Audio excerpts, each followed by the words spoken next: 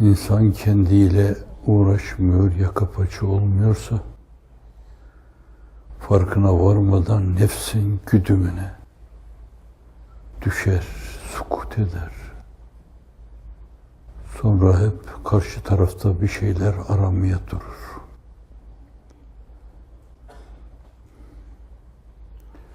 Sürekli başkalarını suçlayan kimseler, kusuru başkalarında arayanlar, esasen kendilerinden uzak yaşayan,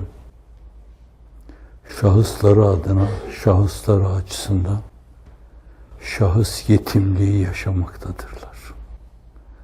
Şahsiyet yetimliği yaşamaktadırlar. Ama insan kendiyle meşgul olunca, iki göz yetmez imkanın kendisine bakmaya, beyindeki nöronlar yetmez insanın kendisine bakmaya, idrak yetmez insanın kendisini tartmaya. Fakat insan kendini görmüyorsa ciddi dağınıklığa düşer. Bir yönüyle dengesiz. Falan da bir şey arar, filan da bir şey arar.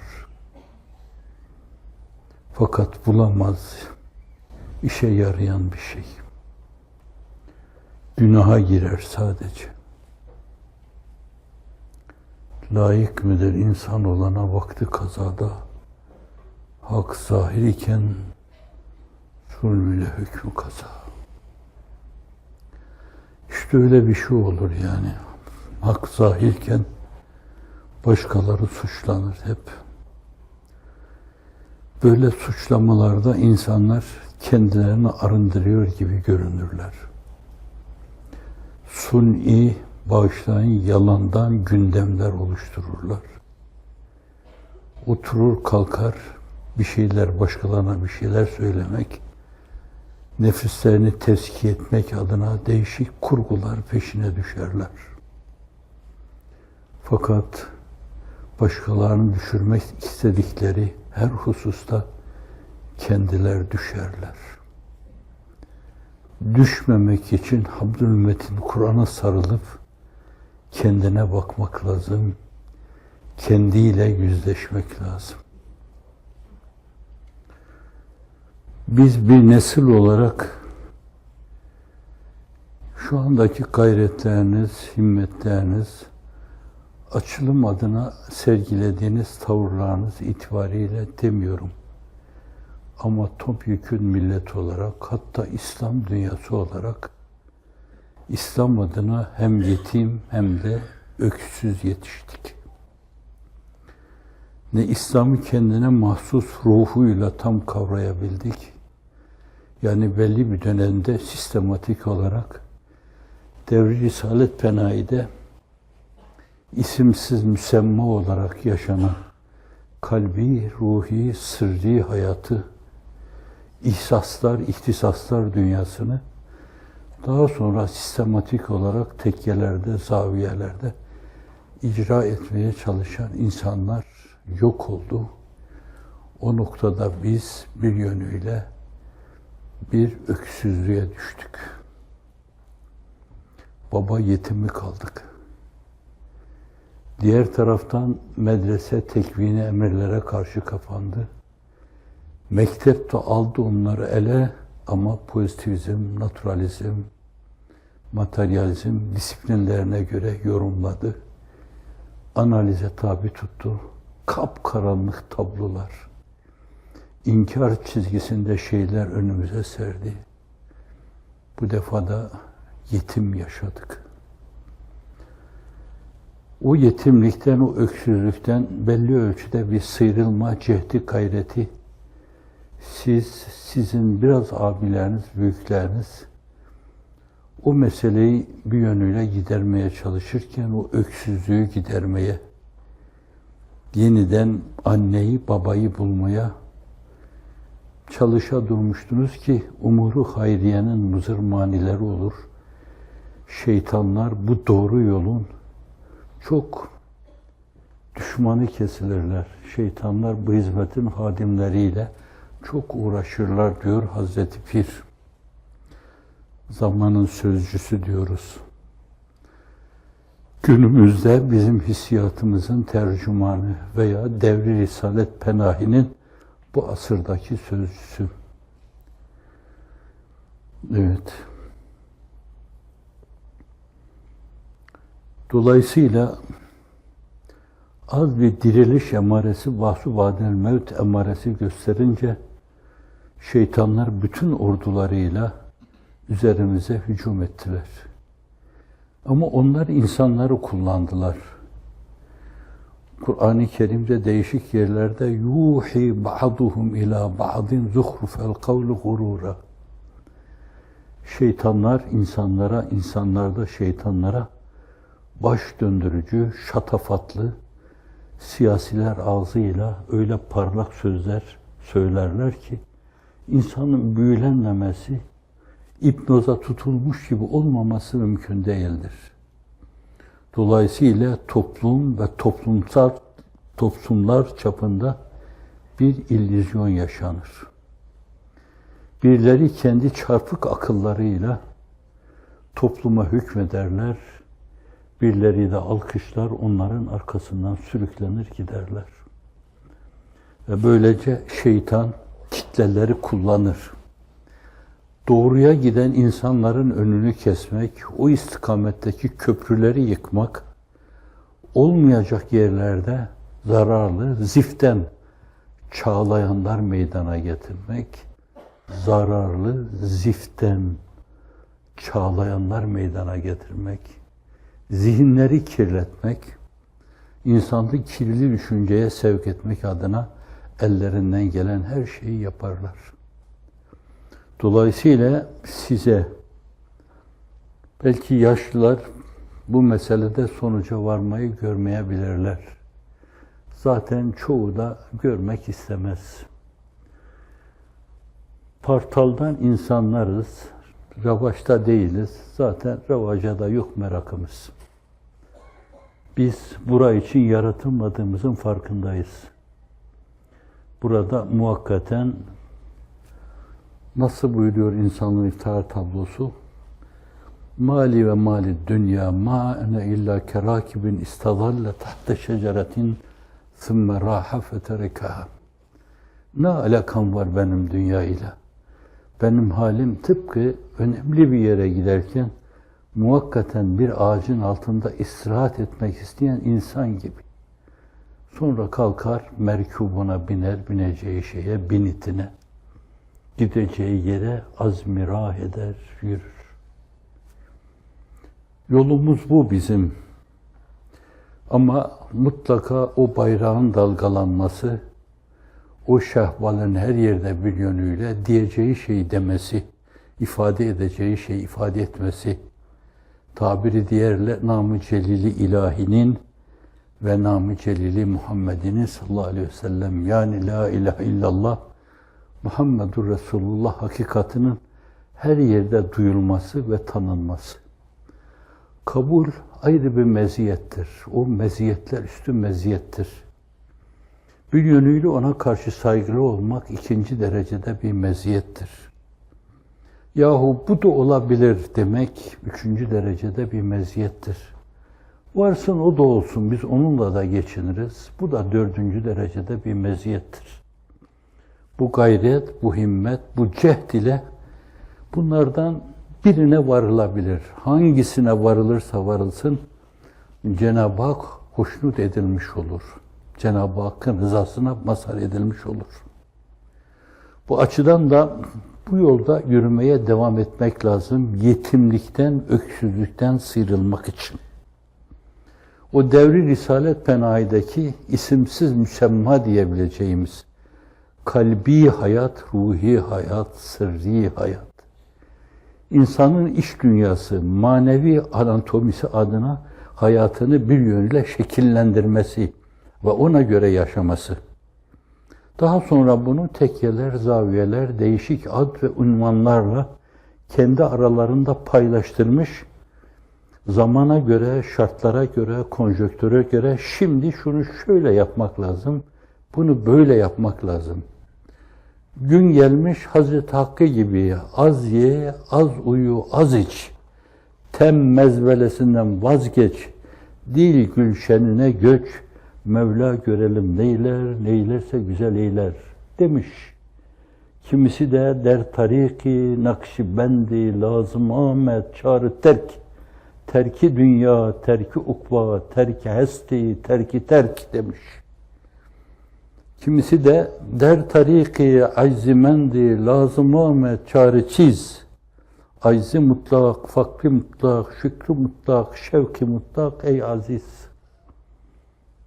Ve bunları 5'lere, 10'lara, 20'lere çıkarabilirsiniz. Çünkü her zamanın kendine göre şartları vardır. Her devirde bilgi birikiminin bir yönüyle o türden, o seviyeden bir ders almaya ihtiyacı vardır. Belli bir dönemde çok küçük şeyler yetiyordu belki insanlara. Belli bir dönemde nefisler kabardığından dolayı Muhammed Bahaüddin Nakşibendi Hazretleri biraz evvel Farsça onun dediği şeyi, tarikatın esasıdır. 4 şeyi terk etmek lazımdır. Dünyayı terk etmek, ahireti de terk etmek lazım. Sadece Cenab-ı Hakk'ın cemaline hasrı himmet edenler esasen cenneti de görmezler. Zannediyorum cennete koysanız, onu görmüşlerse şayet ne çağlayan ırmaklardan haberleri olur, ne onlara el işareti, ayak işareti, göz işareti yapan hurilerden haberdar olur, ne cilası, boyası bambaşka, baş döndürücü olan saraylardan, villalardan haberler olur. Öyle bir güzelliğe meftun olur, kendinden geçer, onun sermestisini yaşar ki, o anda ne derseniz deyiniz ona, o Allah, billah, lillah, ilallah, maallah, anillah der durur sürekli. Seyir-i sülükte değişik meratibi ifade etme adına bunlar farklı karakollar veya benzin istasyonları. Her birisinde insan değişik bir donanımla bir ilerisine gitmek için bu defa onu alır. Ama öyle bir zaman geliyor ki insanlar hakikaten enaniyetleri adına çok ileriye gidiyorlar. Çağın sözcüsünün dediği gibi bu çağ bir enaniyet çağı. Bilerek dünya hayatının ahiret hayatına tercih edildiği bir çağ. Adeta ahiret görülmüyor. Dünya değişik sütreleriyle, seralarıyla insanların gözlerinin karşısında sütre üstüne, sera üstüne oluşturmak suretiyle bu tarafı görmeye mani oluyor. Onun için diyor bu çağ bir yönüyle bilerek dünya hayatını ahiret hayatına tercih edenlerin dünyası. Öyleyse aczi mutlak, fakri mutlak, şevki mutlak, şükrü mutlak istiyor bu. İnsan kendini aciz görecek çünkü enaniyet aslı.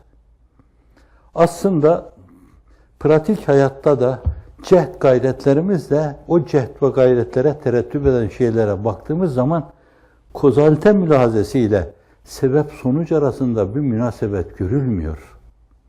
Sizin arkadaşlarınız Şeyhiburn'da üniversiteden mezun olduğunda dünyanın dört bir yanına dağıldılar. Ellerine birer çanta aldılar. Gittikleri yerlerde ev kirası verecek imkanları bile yoktu. Gidecekleri yerin coğrafyasını bilmiyorlardı. Nerede falan yer nerede? Tayvan nerede? Tayland nerede? Çin nerede? Orta Asya'da falan memleket nerede? Filan memleket nerede? Ama bilmeden gitti hava meydanında sordular. Bu uçak nereye kalkıyor? İşte onun gideceği yere ise bindiler uçağa, gittiler oraya. Cenab-ı Hak gönüllere vüd, sevgi vazetmişti. Gittikleri hiçbir yerde ters yüz edilmediler. Herkes gönül kapılarını onlara açtı. Dünyada 170 küsür ülkede herkes sinesini, bağrını açtı.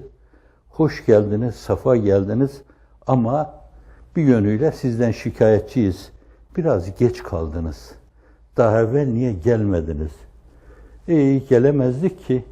Zira orada bir diktatörlük vardı. İlle dediğim dedik diyordu. Bana beyat edeceksin diyordu.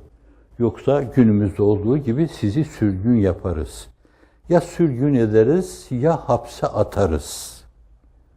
Ne kadar benziyor değil mi? Dolayısıyla o şer sistemi yıkılınca bir yönüyle sizin de otağınızı kurabileceğiniz sulh adacıkları oluştu. Ütopyadan dünyalar kuruldu. Çevreden bakıp görünce ya bize niye gelmiyorsunuz, bize niye gelmiyorsunuz dediler. Dinleri ne olursa olsun, değişik mezhepleriyle Hristiyanlar, değişik versiyonlarıyla Budistler, Brahmanistler, değişik versiyonlarıyla Şintoistler, hepsi kapılarını kale kapıları gibi ardına kadar açtılar, buyurun ettiler. Evlerinin anahtarlarını verdiler ve size oralarda hizmet etme imkanı, kendi enginliklerinizi sergileme, kitap fuarı yapıyor gibi, düşünce fuarı yaptınız, düşüncelerinizi sergilediniz. Bir yerde Müslümanlık adına onun dirakşan çehresini karartan insanlara karşılık, meydanlarda açıktan açığa insanların kellelerini alan ve ona da Müslümanlık diyen insanların İslam'ın dirakşan çehresini karartmasına mukabil sergilediğiniz düşünce dünyanız sergileri, kendi gönül dünyanızın sergileri, o fuarlara giren insanlar yahu bunlar böyleyse o iş bizim bildiğimiz gibi değilmiş yani. İşit değilmiş, çaşıt değilmiş, casus değilmiş, bilmem ne haram değilmiş, ne mürabit değilmiş. Çok farklıymış bu mesele. Ve en azından bir tereddüt yaşamaya başladılar. Zamanla sizi nabız tuttular, kalbinizi dinlediler, aletler koydular. Dimağ aletini koydular, fikir aletini koydular, dinlediler. Ritimde değişiklik yok. Hep dididadıt dadadıt, dididadıt dadadıt atıyor. Vallahi bunlar doğru söylüyorlar dediler. Ve dolayısıyla da birdenbire birler yüzlere ulaştı Allah'ın izni inayetiyle. Şeytan boş durur mu? Kendisinin emrine amade teşne, onun tasmalı kulları halaiki. Değişik yerlerde bazen serkarlar da dahil. Şeytanın dediğinin arkasından sürüklendiler. Bunu bizim yıkmamız lazım. Yoksa bütün dünya bu doğruluğa uyanacak. O zaman bizim hikmeti vücudumuz kalmayacak. Oysa ki çok eski zamanlardan beri, zaman üstü zamandan beri biz bu işi gökte başlattık. Hem de Safiyullah'la başlattık bu işi. Bunlara dünyayı bırakmamamız lazım. Dünya inanmış bu insanlara bırakılacak kadar hakir bir yer değildir. Şeytani yaldızlarla yaldızlanması lazım bunun. Şeytani insibağla münsebik olması lazım. Kendi avenelerine, hempalarına, boynu tasmalı halaiklerine birer fırça verdiler. Bu düşünce boyalarını çalın her yere dediler. Verdiler ve dediler, verdiler ve dediler. Dolayısıyla birileri takıldı sizin arkanıza, yaptığınız şeyleri yıkmaya durdu. Fitne ve fesat uyardı. Olmuyor. En iyisi mi ben bir şey ilan edeyim bunları. Kapkaranlık bir şey ilan edeyim. Mahşeri vicdanda onlara karşı güveni sarsayım ben. Ayrıştırayım. Onlar bu toplumun düşmanıdır diyeyim dedi avenelerine, hempalarına. Efendim, dün ayrı bir strateji, ayrı bir plan, bugün ayrı bir strateji, ayrı bir plan. Yarın başka türlü bir plan yapacağını gösteriyor bu. Dün yaptıkları yarın farklı şekilde yapacaklarının en inandırıcı referansıdır. Değişmeden hep şeytani plan ve projelerle. Bağışlayın, o Miret de çok profesyonel birisi, duayen yani. Ta gökte bile oyununu oynamış, melekler içinde oyununu oynamış. İnsan ne olacak ona karşı? Evet, umuru hayriyenin mızır manileri olur. Şeytan bu hizmetin hadimleriyle çok uğraşır diyor sahibi zaman Hazreti Sahip Kıran. diyor. Öyleyse bunu bir realite olarak görmek lazım. Ne var ki burada bir şey daha min gayri haddin, istidradi de sayabilirsiniz. Yani antiparantez demek. Sayabilirsiniz. Bu türlü şeyleri alabildiğine tasvir ederek safi düşünceleri, safi zihinleri bence kirletmemek lazım. İcmalen meseleyi bilmeli. Şeytan bir oyun oynuyor burada. Bu oyun künde ise kündeye göre kendinizi hazırlarsınız. Bu oyun bir elense ise elenseye göre kendinizi hazırlarsınız. Bir paçadan kapma ise ona göre kendisini hazırlarsınız. Kırkpınar'ı seyrettiğimden dolayı biraz o terminolojiye göre konuştum, kusura bakmayın. Ona göre kendinizi hazırlarsınız. Ve bu olumsuzluklar sarmalından dışarıya çıkmaya çalışırsınız. Dünden bugüne devam ettire geldiğiniz ve çok önemli hayırlara vesile olduğunuz, çok önemli şeyleri inkişaf ettirdiniz. Bunu daha ileriye götürmek için Allah'ın izni inayetiyle sadece kendi meselelerinizle meşgul olursunuz. Oturur kalkar ortak akla müracaat edersiniz.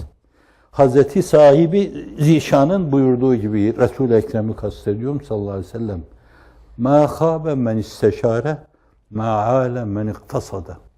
İktisat yapan fakru zaruretin kirli yüzünü görmez.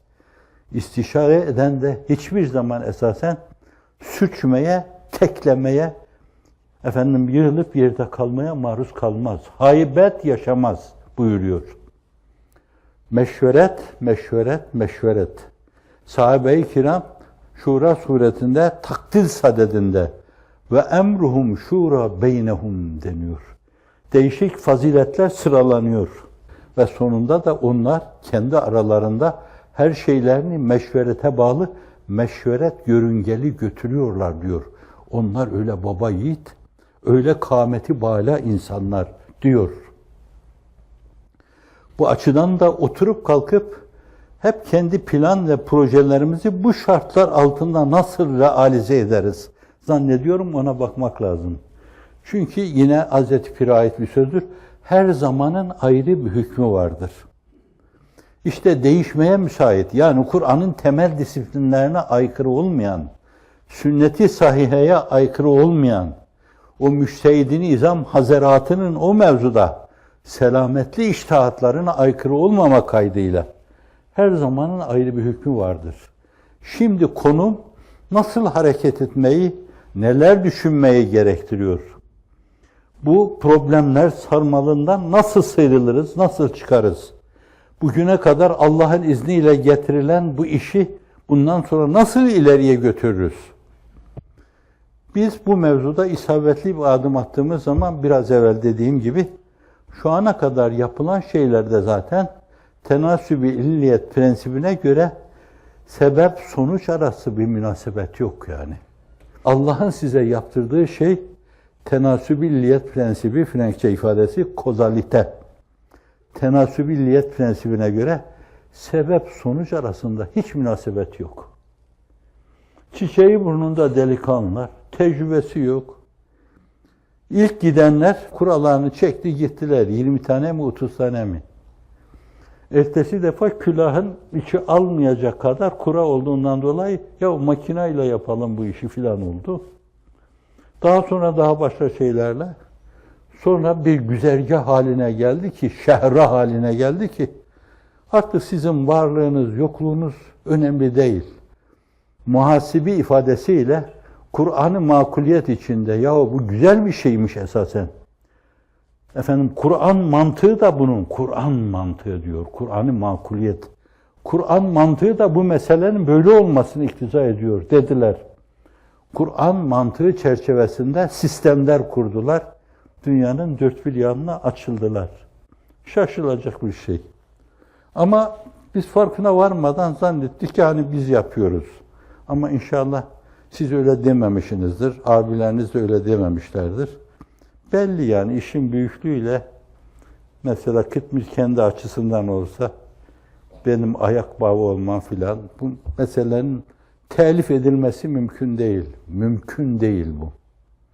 Şimdi belli bir dönemde Cenab-ı Hak öyle tenasübilliyet prensiplerine aşkın şekilde size engin eltaf-ı sübhaniyede bulunmuşsa, sağanak sağanak başınızdan aşağıya zaferler yağdırmışsa, bu işe geldikten sonra ne sizi yüzüstü bırakır, ne de yapılan bu işleri olduğu yerde bırakır.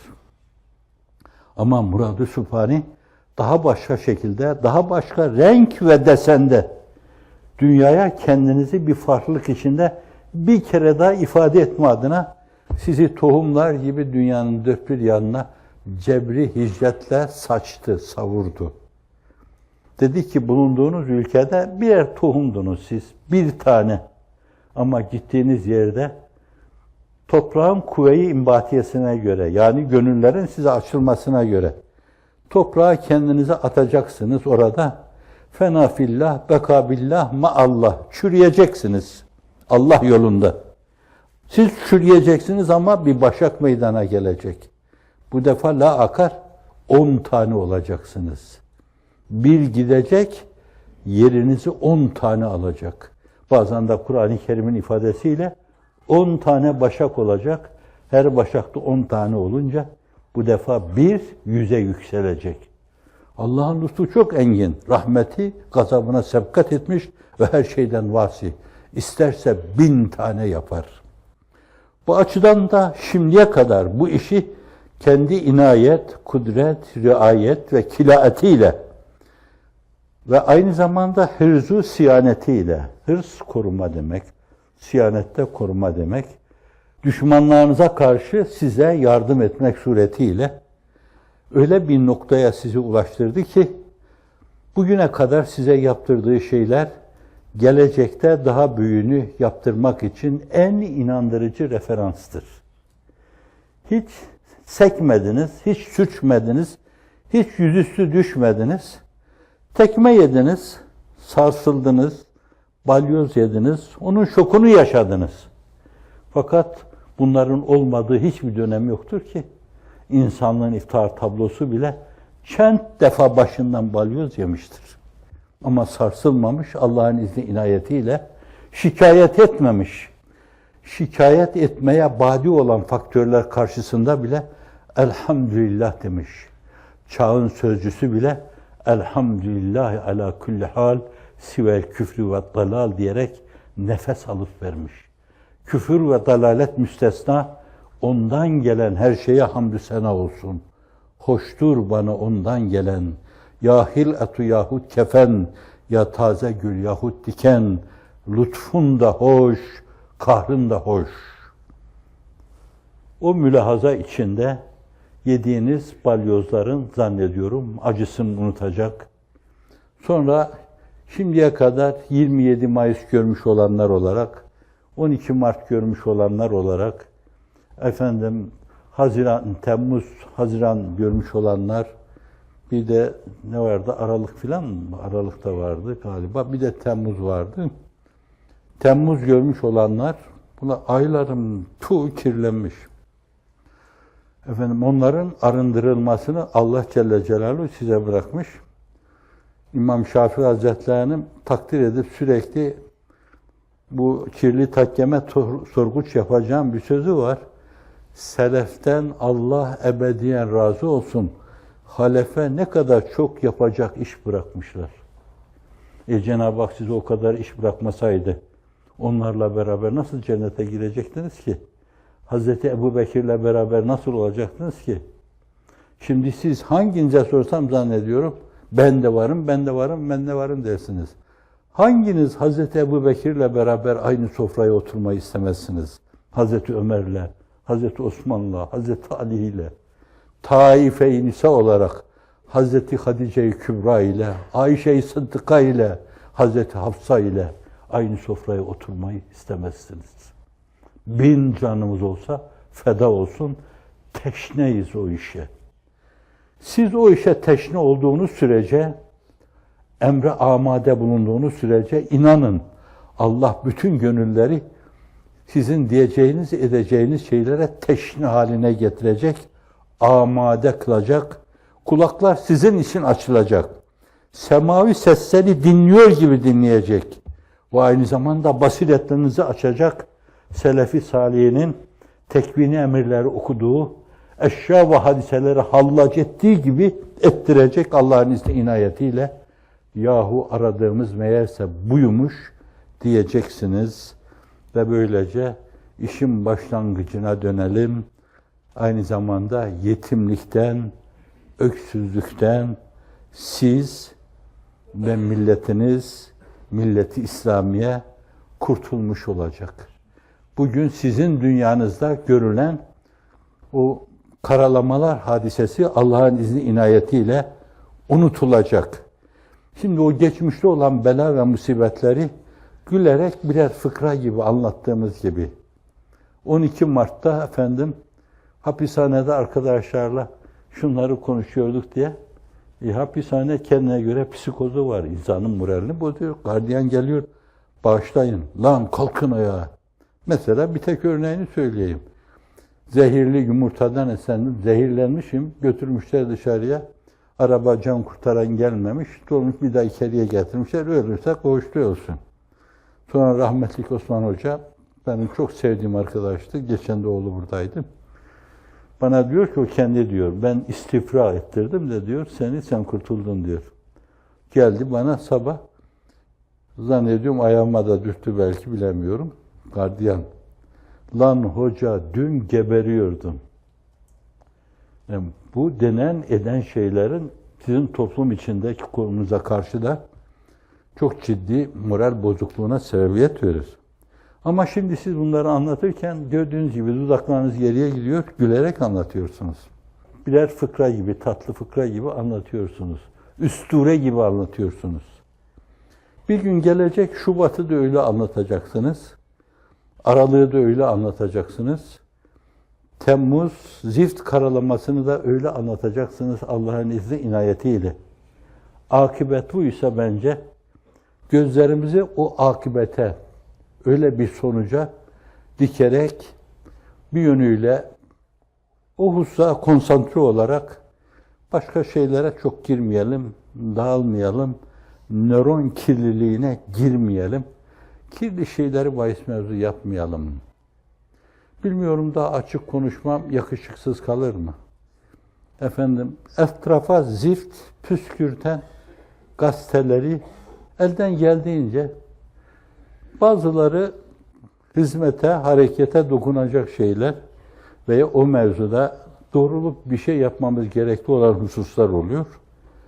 Onlar da bir iki insan o işe bakmasından mahsur olmayabilir. Fakat herkesin birinci meseleymiş gibi o mevzuda yoğunlaşması mevzu zihin kirliliğinden başka bir şeye yaramaz. İyileri iyilikle alkışlayın. İnanmış gönüllere karşı mürüvvetli olun.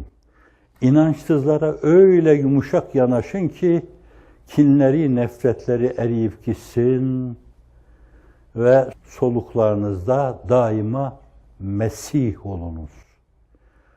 Mercuh raciye bir hususta tereccüh edebilir. Ahir zamanda Muhammed-i Ruh sallallahu aleyhi ve sellem bir yönüyle sağ tarafına bir tokat vururlarsa dön hınçlarını ayaklar altına alsınlar diye bir de sol tarafına bir tokat vursunlar. Sizin Yunus'unuzun diliyle ifade edecek olursak dövene elsiz gerek, sövene dilsiz gerek, derviş gönülsüz gerek, sen derviş olamazsın. Dervişlik dedikleri hırka değil, taç değil. Gönlün derviş eyleyen hırkaya muhtaç değil. Siz öyle bir dervişsiniz. Ne tac istersiniz, ne de hırka istersiniz. Yaptığınız şeyi yapar, gidersiniz. Siz tohum atarsınız. Kim hasat ederse etsin, önemli değil. Ve onu kendiniz yapmış gibi kabullenir, saygıyla karşılarsınız.